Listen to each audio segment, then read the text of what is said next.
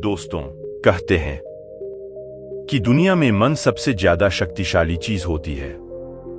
अगर किसी चीज को तुम पूरे मन से चलो तो तुम उसे हासिल कर सकते हो। ये मैं नहीं कहता, ये सभी महापुरुषों का कहना है। लेकिन अगर ये सत्य है, ये सच है, तो जो हम अपने मन से चाहते हैं वो हमें हासिल क्यों नहीं होता है? भाई, कोई भी इंसान अपने मन में दुख तो नहीं चाहेगा, लेकिन वो रहता तो दुखी है।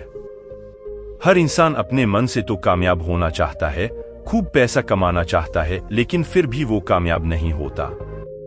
भला ऐसा दुनिया में कौन इंसान होगा जो अपने मन में ये चाहेगा कि मैं नाकामयाब रहा हूं या मैं पैसा ना कमाऊं? सोचने की बात है। तो इसमें दो चीजें निकलकर सामने आती है। या तो वो महापुरुष गलत थे जिन्होंने ये बात बोली कि मन से चाहिए हुई चीज हासिल हो जाती है, या फिर हम गलत है।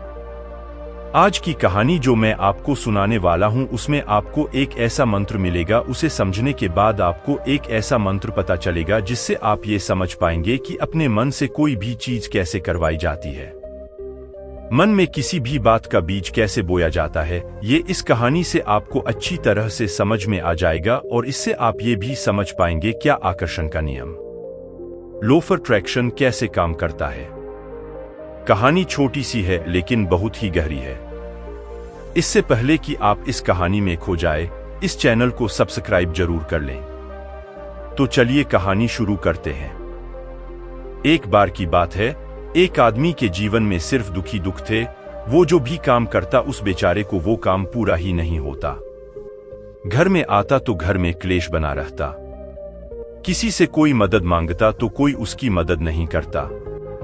ऐसा लगता था कि चारों ओर से दुखों का पहाड़ उसी पर टूट पड़ा है। उसे समझ नहीं आ रहा था कि मैं इन दुखों से पार कैसे पाऊं। वो दिन रात यही सोचता रहता कि अपने दुखों से छुटकारा कैसे पाना है। इसी कारण से वो रात में सो भी नहीं पाता था। उसकी आंखों के नीचे बड़े बड़े काले घेरे बन गए थे, जो इस बात का प्रतीक थे कि वो आदमी कितना दुखी है और कितना चिंतित है।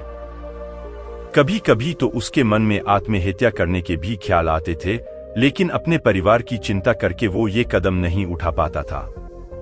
वो इतना दुखी हो गया कि उसने निर्णय किया कि वो इन दुखों से छुटकारा पाके रहेगा। इसके लिए चाहे उसे कितनी भी मेहनत करनी पड़े, कुछ भी करना पड़े, चाहे अंगारों पर चलना पड़े, लेकिन इन दुखों से छुटकारा हासिल करके रहेगा।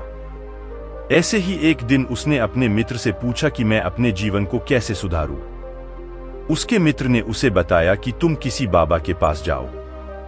बाबाओं के पास ऐसा मंत्र होता है जिससे सारे दुख मिट जाते हैं, जीवन खुशियों से भर जाता है और धन संपदा भी हासिल हो जाती है। तुम किसी ऐसे बाबा को ढूंढ लो, बस तुम्हारा काम बन जाएगा। उस आदमी के मन में यह बात पूरी तरह से पक्की बैठ गई कि कोई बाबा ही मेरा दुख दूर कर सकता है, और इसीलिए उसे किसी भी बाबा के बारे में पता चलता तो वो उस बाबा के पास पहुंच जाता। वो उस बाबा को अपनी समस्या बताता और उससे उसका समाधान पूछता और कहता कि बाबा, मैं कुछ भी करने के लिए तैयार हूं, लेकिन मेरी इन समस्याओं से मुझे छुटकारा दिला दीजिए।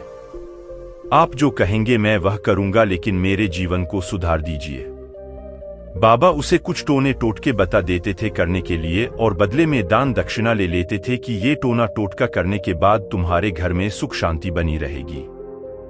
बस इस टोटके को पूरी विधि के साथ करना। वो आदमी घर लौटकर पूरी विधि के साथ टोने टोटके करने लगा, लेकिन बहुत टोने टोटके करने के बाद भी उसके जीवन में कुछ बदलाव नहीं आया। इसके विपरीत उसका जीवन और ज्यादा दुखी हो गया। जो भी बाबा उसे टोना टोटका देता था वो बदले में उससे दान दक्षिणा लेता था, जिससे उसका धन भी धीरे धीरे खत्म हो रहा था। इससे उसके जीवन में दुख और ज्यादा बढ़ गए। तब उसे लगा कि बाबाओं के पास जाने से तो मेरे जीवन में दुख कम होने की बजाय बढ़ती ही जा रहे हैं, तो मुझे क्या करना चाहिए? बाबाओं के पास जाऊं या ना जाऊं? फिर एक दिन एक आदमी ने उसे बताया कि तुम अपने घर में किसी पंडित को बुलाकर हवन करवा लो। हवन होगा, घर शुद्ध हो जाएगा, कोई भी बुरी ऊर्जा होगी घर में तो वह घर से बाहर चली जाएगी। किसी पंडित को बुलाकर पूरे विधि विधान से मंत्रोच्चारण कर आओ और हवन कराओ, जिससे घर में सुख शांति आए। उस आदमी के मन में यह बात बैठ गई और उसने एक पंडित को अपने घर पर बुलाकर हवन करवा दिया। हवन अच्छी तरह से संपन्न हुआ। बदले में पंडित ने भी अच्छी दान दक्षिणा ली और उसके बाद वो वहां से विदा हो गया। लेकिन कुछ दिनों के बाद उस आदमी को महसूस हुआ कि उसके जीवन में अब भी कोई बदलाव नहीं आया है। अब वो आदमी पूरी तरह से दुखी हो गया और ज्यादा परेशान हो गया।